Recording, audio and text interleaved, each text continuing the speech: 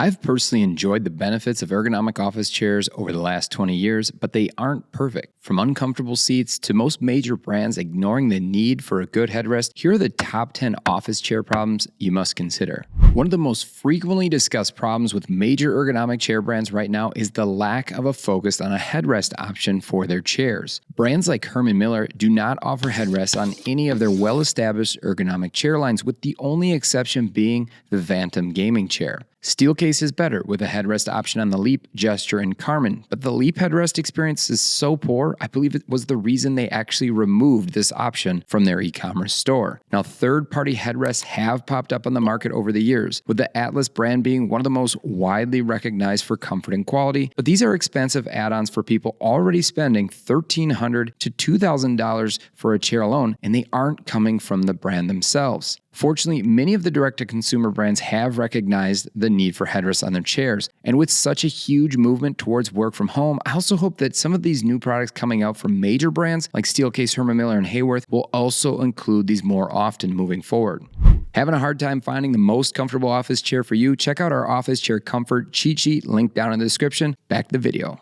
No matter what the experts say, razor-thin seat pads just aren't going to cut it for a lot of people out there. Ending up with numb cheeks is never a good thing, especially if you're sitting for 10 plus hours a day. Now, most ergonomists would recommend that you should have a chair with at most 1.5 to 2 inches of foam padding. Their research has shown that this is the perfect amount to allow users to sit comfortably while allowing them to also move around more freely and reduce back pain. But let's be honest, at the end of the day, the real number of thickness in the seat pad is tied to the user. Now, bottoming out on a seat is always a bad experience, but your weight, how you sit, and other factors will all play into a better experience here. Now, my suggestion, based on my own numb butt experiences, is to find something that supports you comfortably. Make sure that whatever it is doesn't cut off that circulation in your legs and really lock you into one position in that chair for too long. And always take more breaks throughout the day.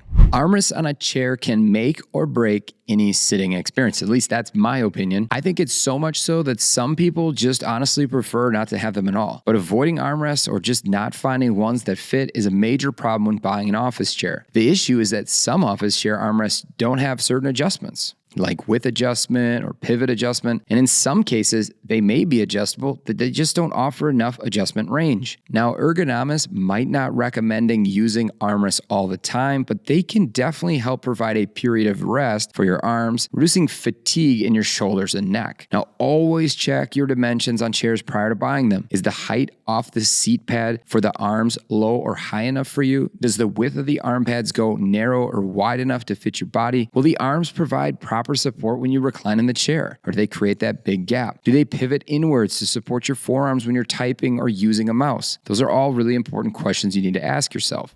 One of the most frequently commented things on our videos is how you all are sitting for 12 plus hours in an office chair a day. So naturally, the next question is, which is the best for 12 hours of sitting? Now, I get it. Most of the viewers here watching our content, you're working from home and then you're spending additional hours playing games or watching content online from that same chair. So this easily jumps the hours into that 12 plus hour range. Finding any chair to sit in for that long of an extended period is going to be impossible if you don't take breaks throughout your day. So no matter how supportive the chair you find, you absolutely need to get up, move around, stretch. Those are the most common ways to make that experience much better. So if your plan is to sit 12 plus hours a day, it is still important to find a chair with great support. Arm support, back support, leg support, etc. Exaggerating bad posture habits might not hit in that first week, month, or year, but guys, long term, it can turn into chaos for your body.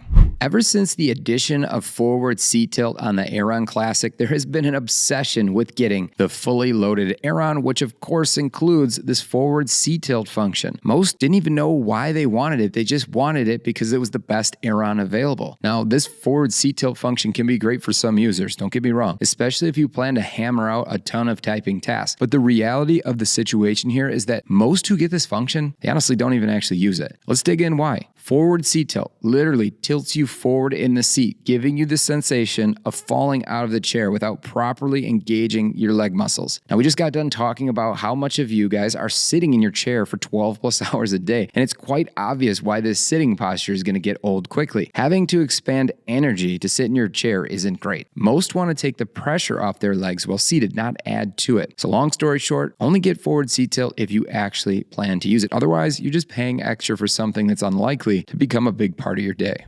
If you pay more for your chair, especially upwards of say $1,000 to $2,000, it should absolutely guarantee the chair's insanely comfortable. I mean, why else would you pay that much for a chair? In our heads, this definitely makes sense. But the truth is, regardless of how much you actually spend on a chair, the guarantee it'll be comfortable depends far more on you and your needs, regardless of the actual price tag. So if you pay more for an office chair, it should likely have more adjustments and be built better than a cheaper alternative, but it doesn't mean it will fit or that the seat pad or arms will be comfortable for you. Cheap chairs do have a lot in common though. The seat pads tend to flatten out sooner. The adjustments are generally lacking and offering less flexibility than those in a more expensive chair. They're also more likely to fail sooner than an expensive office chair and will ultimately lead to a worse sitting experience earlier in your ownership. Spending 10 to 20 times more on an office chair might not equal the same comfort multiplier as that price tag, but spending more on the right office chair is likely to lead to much better comfort overall. Having sold office chairs for 20 years now, wow, honestly, that just makes me feel old, but it's crazy how many of us still forego reading the actual dimensions of an office chair and would rather focus on the weight rating as our number one guide. But I guess if you're buying an office chair once every 10 plus years, maybe that's more of a natural way of narrowing down that high quality chair. The biggest issue though, brands are posting weight ratings of their products for many different reasons, including competition with other brands. After all, perception of quality is often associated with a higher weight rating. The Steelcase Leap chair is a great example of this. Our most popular chair comes with a whopper weight rating of 400 pounds. That is significant from a durability standpoint, but if you're over, say, 270 pounds, there's a good chance the chair will be too small. Now, if you're having trouble finding an office chair that fits you, I would definitely start to look at seat width between arms, seat depth, etc. Compare that to what you think is required for your body shape, and you'll have much better luck fitting in your next chair. Let's just get this out of the way. Office chairs, they're not quiet. Okay, some are, but for a while, but almost inevitably, at some point, your chair is going to start making noise. Is it a squeak? Is it a creak, a groan, a click? Maybe it's going to be all of the above. Now, it can definitely be distracting and is for sure annoying when a brand new office chair makes sounds, but the reality here is that office chairs have a ton of moving parts. Plastic and metal components will make sounds when they rub or move together. If this is a huge annoyance, less adjustable office chairs might be better, but regular maintenance of your chair can definitely go a long way. Retightening bolts every few months and using some type of a dry silicone spray for metal components that rub together can definitely help a lot here. But keep your expectations in check, guys. They are going to make sounds. Unfortunately, it's what you have to deal with a highly adjustable ergonomic chair. Sort of an extension of that last problem, when you buy a new office chair, the expectation is that all those parts on there should be tight, right? Little to no movement should exist within the seat pads, the arms, the backrest, etc. But if you decide to buy a highly adjustable office chair, there's a good chance that you will have some movement in these parts. If your armrest or seat pan didn't have extra space for those normal tolerances between these moving parts, friction would be so great that they actually wouldn't move at all, or would be very, very difficult to move if they did. The further that things are extended, like your armrests or seat pads, the more movement will be experienced. Now, the only truly way to avoid this is going with chairs that just don't offer adjustments, but for most of us, the small amounts of wiggle experience is likely to be offset by that great comfort you're going to get from adjusting each of those components to fit your body properly.